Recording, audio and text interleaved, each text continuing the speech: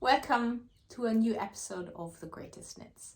It's only me today. If you followed our little podcast, you know that I usually make these films with Matilda, my friend. And then you probably also know that Matilda just had a baby, little Thea. It's all going really well and she's really happy and a happy little family over there. But at the moment, she's just too busy to be joining me, and little Thea needs all of her attention. As usual, I'll be talking about what I'm working on right now, what I've done so far knit-wise since the last show, and I will be talking about what I would be knitting if I had the time or the discipline. A pattern by somebody else that I find really beautiful and inspiring. And I will also be talking about my favorite feed, things that inspire me, that I'm following on Instagram or on other social media, or a book. That can be different things. And I will be talking about my favorite 3, which will be revealed later. But let's start with what I've been working on, because it's been a lot. Where should I start? I think it was beginning of September, I released a new pattern. It's called Francis. It's a top-down yoke sweater worked in the round, seamless. I wanted to make something really simple that I could put on every day. I love stripes, and I had this beautiful yarn. It's a Swedish yarn brand. It's a nice woolly yarn, and I wanted to do something with it with a little color accent, and I picked a skein I still had from Bien Aimée Mondim, and I just made really simple stripes. And I've released this pattern. We had a test knit about it, and there's just something I have to tell you. I made a really terrible mistake. So what I usually do is I take a template from an old pattern and I overwrite it. Don't do that. I'll never do it again. Don't do it, because what happened is I'd overwritten everything, like all the details, the whole pattern was new, but I had not overwritten the gauge. So there was a gauge from a completely different pattern in there, which meant that people started to knit. And we have I have Ravelry groups for test knitting, which is really nice if you ever want to participate. It's a nice group and people share their progress photos, they share their observations, of course, because so then everybody can see, like, okay, there's something wrong, I need to check this. Everybody gets to know the information.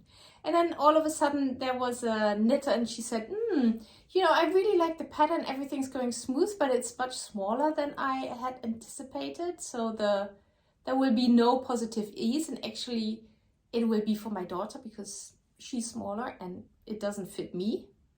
So like, how can that be? And then when I went into the pattern and I realized it was wrong by quite a bit. So that was a real shocker. That is moments when you just, it's just, oh my God, it's so horrible. It's just a horrible realization. And there's just a split moment when you think like, okay, I'll just rewrite the whole pattern to make it work for that gauge. And then you think like, no, that's not possible because you've already knitted and that's not gonna work out. So I told everyone, okay, there's a mistake. Most of them, the incredible thing with test knitters is that they're all in it for the experience also. They love testing something, being the first one to test it, knitting something that's not out there yet, and I think they're kind of like pioneers in knitting. And they're really supportive, and I said, no, okay, no problem. I figured out a way how it would work for people, and some of them just liked it actually, because not everybody likes the positive ease that I use. I usually have really oversized stuff, so some of them were really happy with it. Some of them added more underarm cast on stitches that was solved. Somebody started completely anew and added a new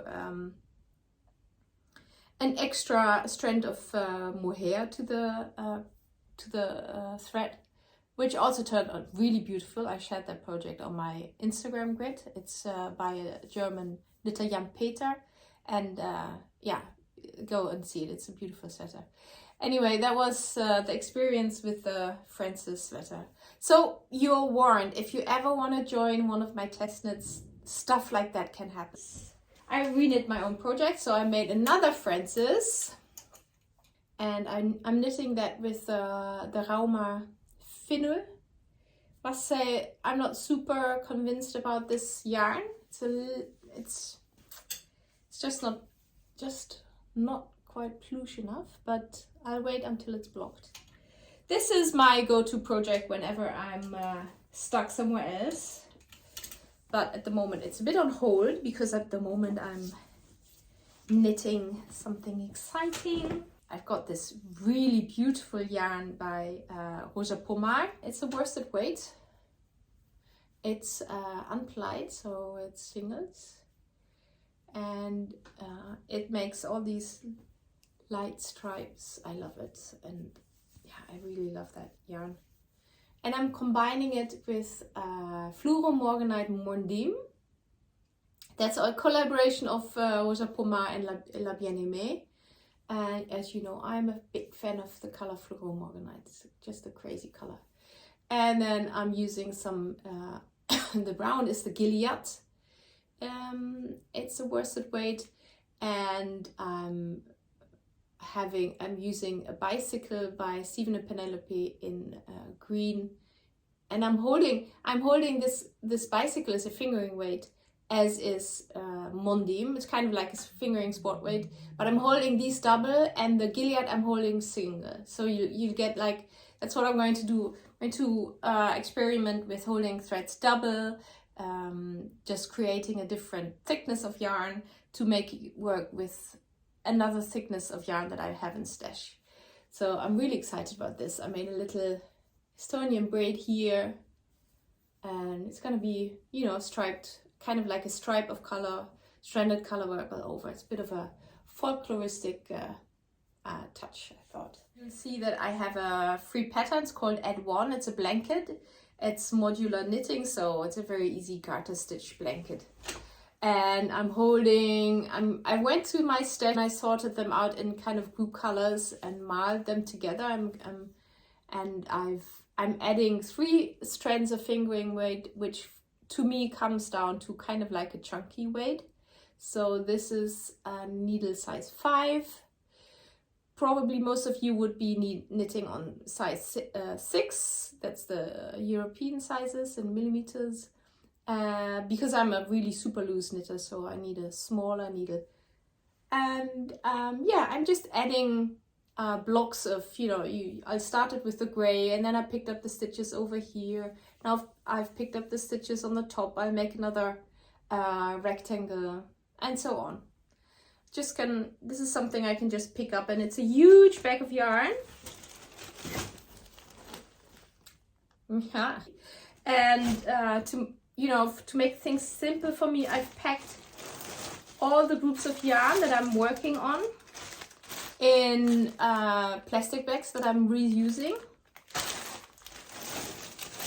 So this is a group of yarn, so I can just, grab stuff. So whenever I'm up to a new block, I don't have to go back and figure out which color is next and how to combine them. I already figured that out, and I just can knit. So that's something I've been working on. And then I'm really super excited about another sweater that I just published recently. That was end of September, and it's called Kumo Sweater. So the Kumo Sweater is a collaboration between La Bien Aimée and me. I've done that before, and I was really excited about their Kumo brand. I wanted, my friends, I have friends who are not knitters, and they always, I don't know, you probably have that as well. They always come to me and say, you should be knitting that. I get pictures, they send me pictures of stuff that I should be designing. So I'm like, okay, why don't you design it yourself? But in this case, I agreed. I thought, yeah, I would like to design something, a fluffy sweater, super easy construction, but still a good shape. I wanted to design a shape that I could maybe also use for other patterns. I asked Bien Aimée if they wanted to support me with yarn. Luckily, she was really enthusiastic and we kind of selected yarn together. I've made 2 of these. I've made one for her too. Mine I made in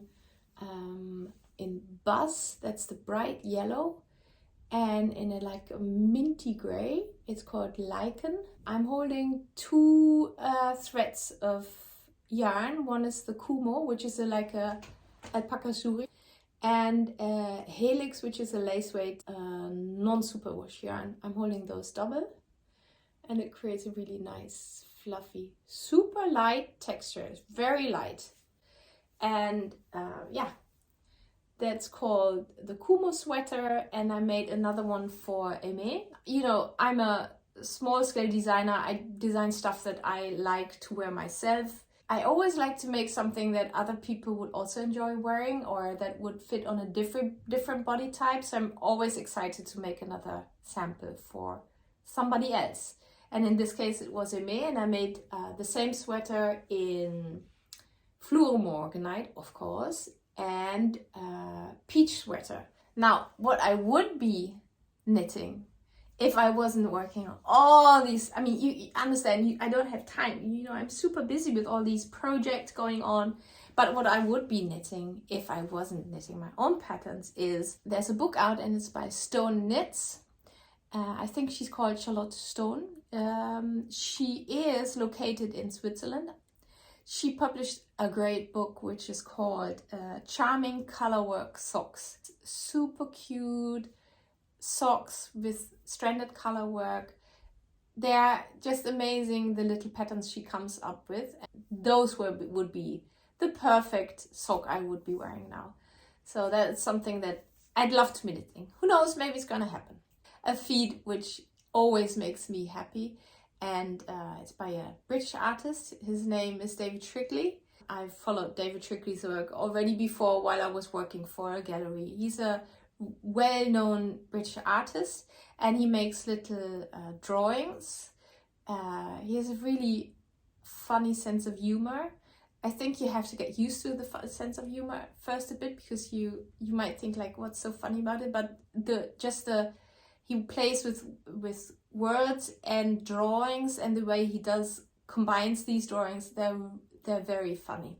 He'll make you laugh in a good way every time you see something coming up from him. So that's my favorite feed at the moment. My favorite 3 yarn festivals in Europe. I've only been to yarn festivals in Europe, so I can't only do European yarn festivals.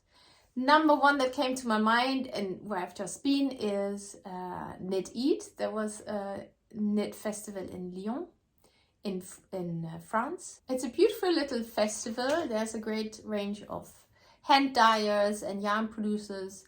I think high quality. But the great thing is it's called Knit Eat, so it's also a lot about food. So the lunches were great. There was a great baker. There was great bowls of vegetarian food, self-made lemonade. I was drinking this local apple juice all the time. It was really delicious. Good coffee. So I loved that. You could walk around the fair, chat to people, and then you can sit down and have a really nice lunch and do some knitting. On Sunday the weather was nice, so there was a nice area at the river where you could sit and knit. And I loved Jyväskylä Knit Festival.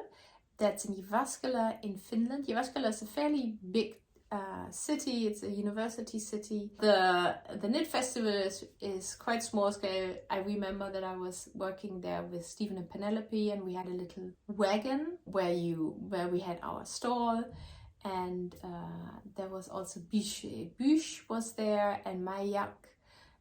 Garthano was there. There was also good food. There were workshops. It was a really good atmosphere. There was a beautiful trip with a boat along all these small islands. That was a really nice yarn. And then the third, which is coming up soon, is Barcelona Knits, and it's in Barcelona, and it's a beautiful yarn fair. I think it's fairly new. It was very busy last time that I was there, which was before COVID. It's going to happen again now, luckily. Of course, you have the beautiful city of Barcelona, which is a great plus for the fair, and you have the greatest food in the evening. I remember that we went there with Stephen and Penelope, and we went with the team of Bien Aimée. We went to this fish restaurant. You just came in and you had all the seafood stalled out fresh in front of you. You could just pick at stuff and they would prepare it fresh for you, which was the best. But the fair itself was also really nice. It's very well organized. It's a great team of people who organize the fair. And yeah, it's the Spanish knitters, a very upbeat audience, super enthusiastic. And yeah, it's a great fair. I was considering going there, but because I've just come back from Lyon, I thought it's gonna be too much for me this year. But I hope next year. Which brings me to the end of this podcast. I hope you enjoyed it, even though I was on my own. But I thought I wanted to keep in touch with you all, and I hope see you soon. I hope you have nice stuff to knit and work on. And if you have anything you want to ask me or want me to talk about next time, just drop it in the comments below. Bye! See you next time.